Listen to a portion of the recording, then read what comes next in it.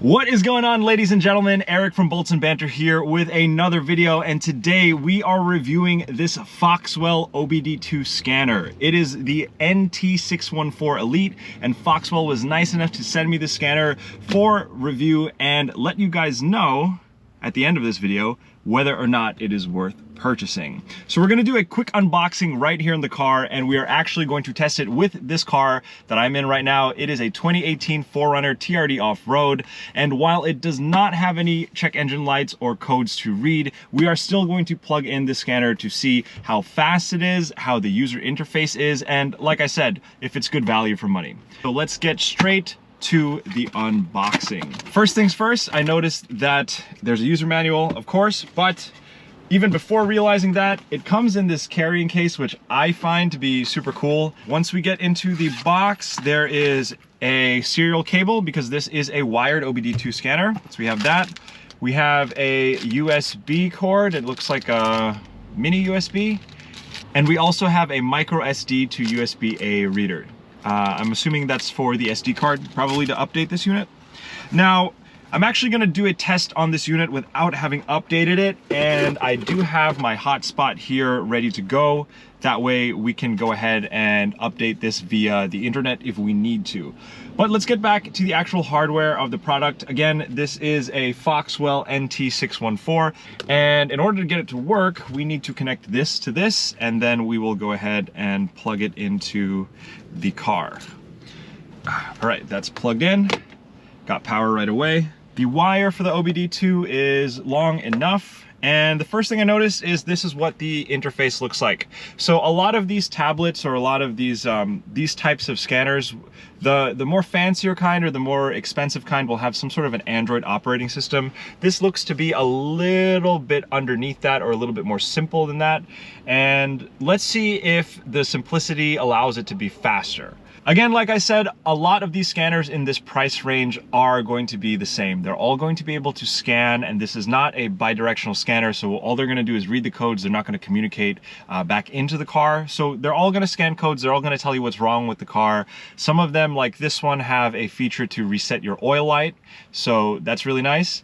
But most of them in this general price range will do the same thing. So what we're looking for here is build quality. We're looking for how the user interface is, and just generally how it is to touch and feel this particular scanner, and also to see how fast it is, because if you are a DIY guy, time is of the essence. You're probably going to be making other mistakes elsewhere. So if you can save some time by scanning and trying to figure out like what the problem is with your car immediately, that'll save you some time in the long run, and you can take time fixing your car.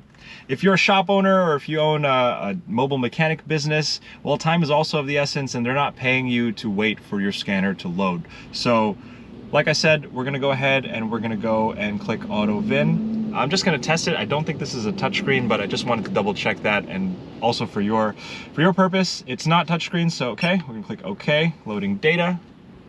It's waiting. We're waiting. All right, automatic VIN acquisition, and there we go. So that is the right VIN, 4450. And then it is a quite clunky user interface. Instead of having like yes or no buttons, it's F1, F2. That's fine. It has an oil service reset coverage, which covers 49 makes. It has electronic parking brake coverage, which covers 42 makes. It shows live sensor data, and it clears engine, transmission, ABS, and airbag system codes. Another thing is it works until the 2021 and 22 models. We are using a 2018 model today, so that isn't really relevant to us, but hopefully the Foxwell brand comes out with more updates. That way you can use it with your newer vehicles. It's saying Asia for Toyota. We're in America, but let's just click OK on Toyota anyway. I think that meant Asian cars, not necessarily Asia as the geographic location. All right, we'll do Smart VIN again. We're back to a screen here for the physical location. Here we are, loading data. And this is exactly what I mentioned earlier in the video. Some scanners are faster than others, and it's gonna take some time to load. We don't have a smart key on this thing, so we will go ahead and click OK. All right, it's asking me now, I think for the third time, to be okay with it. And now it is loading the data. Please wait, still waiting. I think that's something that we can mention as a first observation for this particular scanner, is that it is a bit on the slow side, but like I said, not everybody's in a rush, not everybody needs instant readings. Even though this is a little slower and the user interface is a bit clunky at first, I do think that having one of these is a lot better than not having anything at all. So let's go ahead and let's do a quick scan, engine in TCT. It's reading the codes and it should come back as no codes. Let's test the accuracy of this. Ooh, there's a fault. All right, so it says there's one fault on the engine in TCT. I'm curious to see what that is. So while we're waiting for this data to load, I actually wanted to mention the price of the scanner.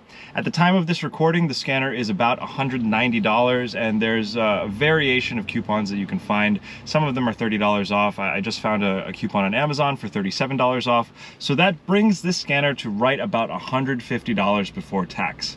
I will say, for the price, if you do need a device that will rewind or retract your electronic parking brake in the rear, I think that's a very good price to pay. If you're a DIY guy and you want to do your own brakes and you've just purchased a car that has an electronic parking brake and you're kind of unfamiliar with how that works, getting one of these is a quick and easy and very cost-effective solution versus going to a shop that has the diagnostic tool and paying them to do a brake job. A brake job that, as a DIY guy, you probably know how to do yourself. You just haven't updated to a newer tool.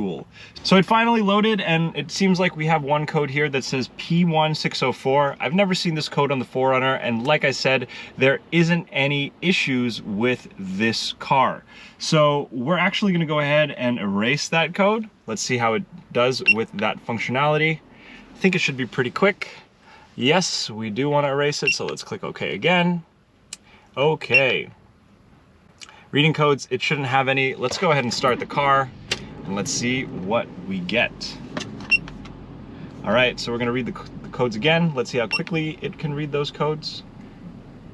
No fault found. All right, so it looks like from a very simple test of reading a code and clearing it, this scanner can go ahead and do that. I do want to see if this scanner knows that this 2018 4Runner has a manual oil light reset. Now, if you get a scanner from a different brand, for example, Launch, if you go ahead and try to use the oil reset light function on a car like this that has a manual button, it will tell you the instructions on how to manually reset it. By the way, I believe you can turn that beep off in the settings. Actually, what we'll do, let's turn off that beep. So let's go to settings real quick. Let's see what we can set. Beep set, let's turn that off. Cool, there we go, so no more beeping. All right, let's go back to maintenance and let's go to oil reset right over there. So still loading data. Again, like I mentioned, a very quick observation with this scanner is that it does take a lot of time. Not everybody is in a time crunch and not everybody is in a rush, so it should be fine for you. It is not touchscreen as well, and it is not a bi-directional scanner. But for the price point, I think the highlighted feature here should be the maintenance reset as well as the electronic parking brake. Those two items alone are good enough to warrant the higher price. And of course, you get the ability to scan codes. A DIY guy like me definitely uses and can benefit from one of these, because we don't necessarily want to continuously go to AutoZone, borrow their scanner, and of course that scanner is designed for you to come to the desk, for you to talk to a advisor or a customer service rep at the counter. That way they could sell you parts to help fix your problem. If you're looking to diagnose your part alone, this is the perfect solution. And if you're not looking to spend hundreds of dollars on a diagnostic tool and you just need basic reading functionality, I do think the Foxwell scanner is something for you to consider. Right, we finally got to Toyota while talking and going down the list. Thankfully, 4Runner is the first option. And here is our first roadblock. It only has up to 2012. I don't know whether or not it doesn't have the new years because it hasn't been updated. The Amazon link does say that it is updated as of 2024, so I'm gonna take their word on that. I think, let's go ahead and give it a try. Let's just click 2012. And it does have information. All right, so this is what I was talking about earlier, how these cars, or these 4Runners, don't actually have an oil reset function that you can use via the OBD. It's all manual, and all of these scanners, even the expensive ones, will just tell you how to do that. After briefly reading the directions here, it looks like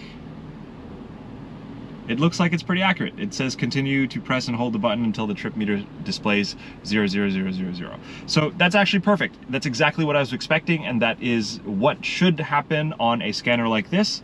In the spirit of curiosity, let's pop out the SD card, see if it has any errors. It has no errors, and it is saying that there's no content, which means that we didn't log any data. There's no data to review. So it comes with a 16 gigabyte SD card. It doesn't come with a cover for this SD card, so you can easily lose that. I would imagine if you work on driveway in a crowded garage or in a shop, losing this SD card is probably not the most fun thing to do. It's probably the digital version of a Woodruff key. So if Foxwell could create a model that has a cover on this, which wouldn't cost them much, I think that would help a lot. And also, we all know this, shops are dirty environments. This USB port probably won't last with the dirt and the grease that is around cars. So that would also be something just to consider for Foxwell. If they could just put a little silicone cover over that, that'd be nice. Anyway, going back, let's go to the update function, which I think we will need a PC for. Got it. So it says to remove the card from the device and insert it into the card reader. So this is actually a bit more clunky of a situation than other scanners in this price range, because you have to take this SD card out, put it into this USB-A device, put that into your PC, and then update it from there. I also want to note that it specifically says PC, and it does not work with Mac. I think that's important to note here. A lot of DIY guys could potentially be Mac users, and if you wanted to update this unit and you are not a PC user, I would imagine that that would make life a little more difficult than it is, especially if you have a 2022 model and you're trying to update this Foxwell scanner and you don't have a PC. That's probably going to be difficult.